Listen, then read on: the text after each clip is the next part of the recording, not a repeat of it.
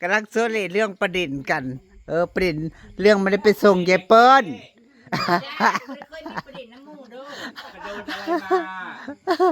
เรื่องประเด็นไม่ได้ไปส่งยายเปิ้ลเคยไปยุ่งกับผู้ใดจริงๆได้ยายเปิ้ลแล้วก็ติดยายพรอยู่บ้านอันนั่นบ้านยายบัวแล้วก็อยากนอนกับยายพรFCก็ว่าเอา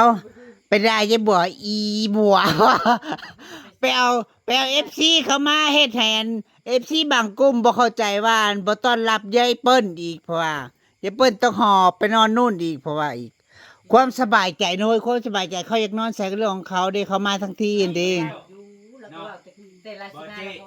ดีแล้วมีหลายบอลอยู่ไปหลายบอลตอนรับอย่างนี้ใส่ก็อยู่ได้ ถ้าประเด็นจะจุก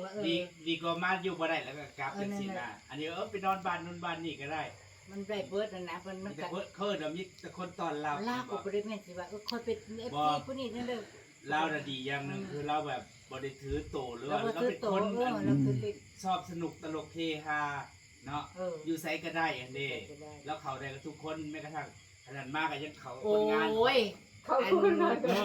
ก็เดียวมือซื้อนั่งแห่งกันจนไห้ผู้เฒ่าเด็กน้อยมาซื้อขนมนะบ่ได้เขาจ่ายไม่ต้องจ่ายเด็กจ่ายให้ว่ะเดี๋ยวป้าจ่ายให้ค่อยนี่นะ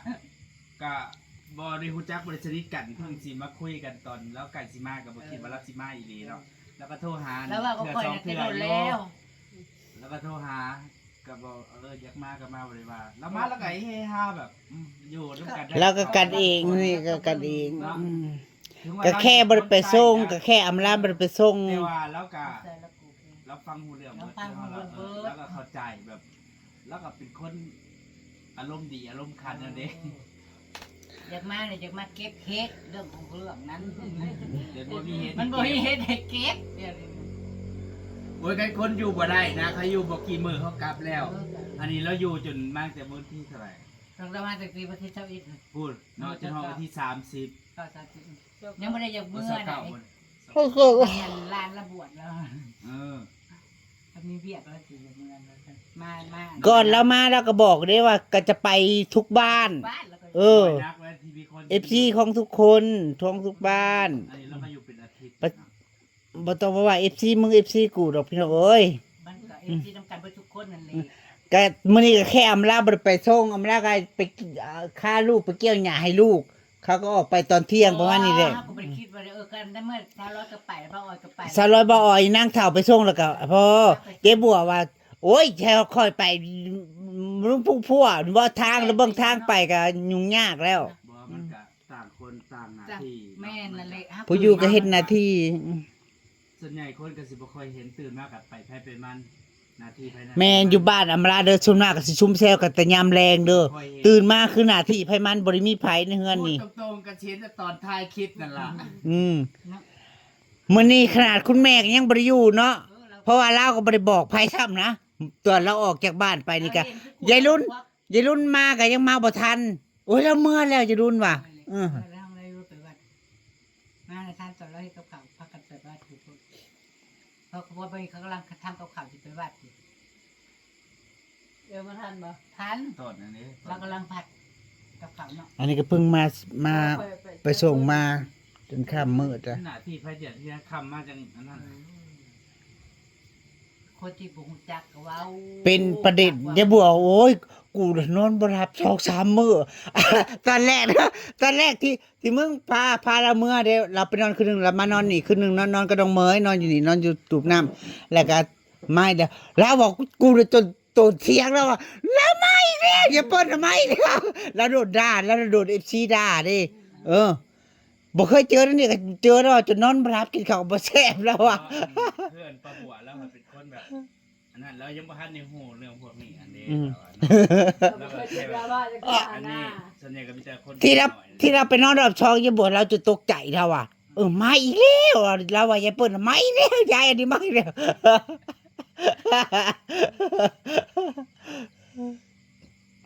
อยากมานอนกับยายพรแล้วมักคนนั่นมักว้ามักซุ่มแซวหลายๆคนที่ว่าแล้วก็คนมักม่วนมักตลกคือเรามานี่คือแล้วก็ ก็นั่งหัวถือใจหรือเปล่าก็เล่าน่ะ ก็มัน ก็ อย่าง ยั เงี้ย กับหัว ยามกลางเว้นของผมไม่ใครอยู่แล้วก็เหงาแบบ แม่นอยู่นี่สิบ่มีคนได้อยู่บ้านอัมบาลานะพี่น้องตื่นมาคือแยกย้ายหน้าที่ไผมันเฮาบ่มีไผขนาดคุณแม่ก็ยังต้องเข้าสวนเบิดมื้อ ไปเจ็บบัวแล้วเขาบอกว่าบ่ค่อยนี้เราขายของเรา เราไปอยู่ในห้องนั้น หลายคนคิดว่าครอบครัวบ่มีอยู่หลายคนแล้วมันสิ ม่วน วุ่นวายเดินเฮ่ตรงนี้บ่แม่นตื่นมาก็ไปบ้านเบิดวิทยุ ปุ่นว่าแต่ยามเล็กกินข้าวแล้ว เอาคักๆบ่นี้ภูเขาเฮือนไปมันเฮือนบ่มีหยังเลยบ่มีคนอยู่เลย พยายามเฮ็ดเอาค่ะตื่นมาเพิ่นเขาป่าเบิดวิทยุได้ไปจนเบิด นั่นเกิดอยู่ไปเนาะ เดี๋ยวบุญกันพุ่นเลี้ยงงัวจ้า หน่อยนะ อืม ใครสิย้ายแล้วก็ส่วน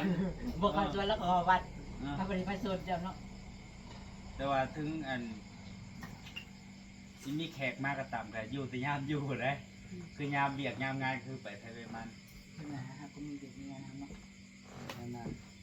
ส่วนใหญ่ก็คนก็สิบ่ค่อยฮู้เลยถ้า แต่ว่าก็สิมาเฮาก็เว้าให้ฟังเบิดเนาะเฮาก็บ่ได้ว่า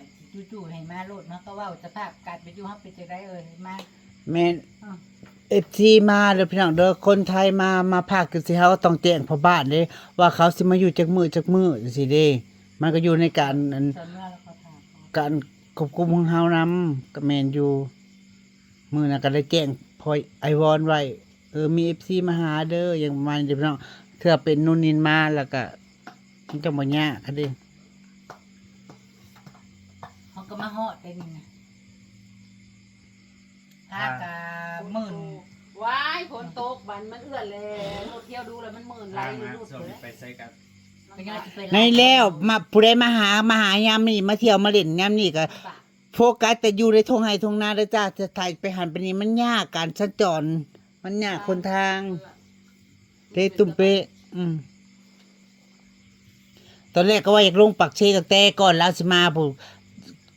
โทรไปตามเราอ่ะตกลงจะมาจริงๆไหมถามเดี๋ยวเปิ้นมาว่าซั่น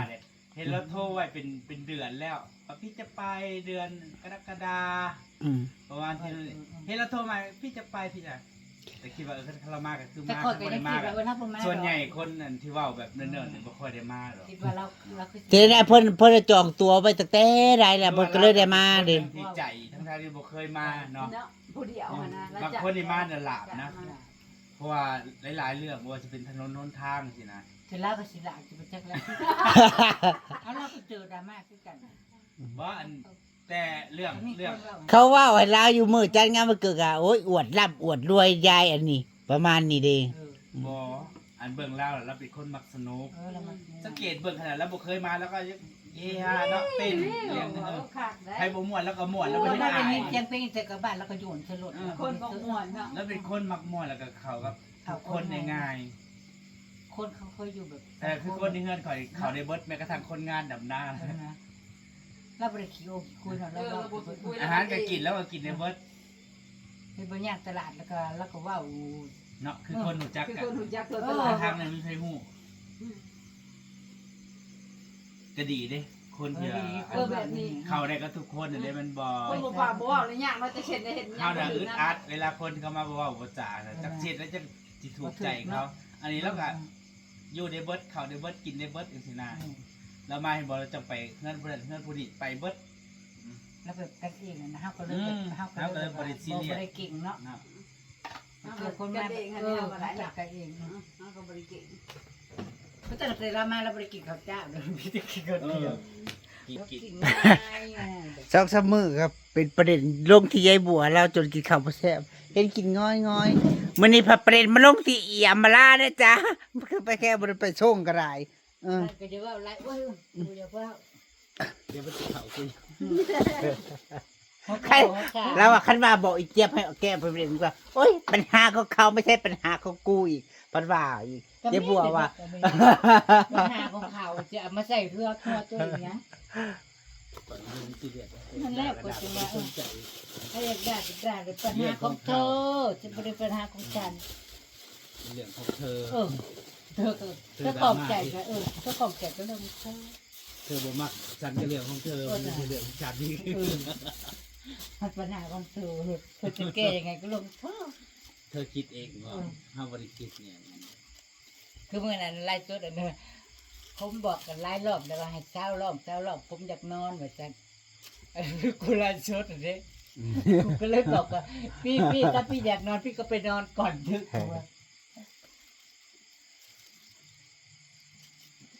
ก็ไล่ของเฮาเล่นๆเนาะอย่างนั้นก็รักกันหยอกเท่านั้นเลย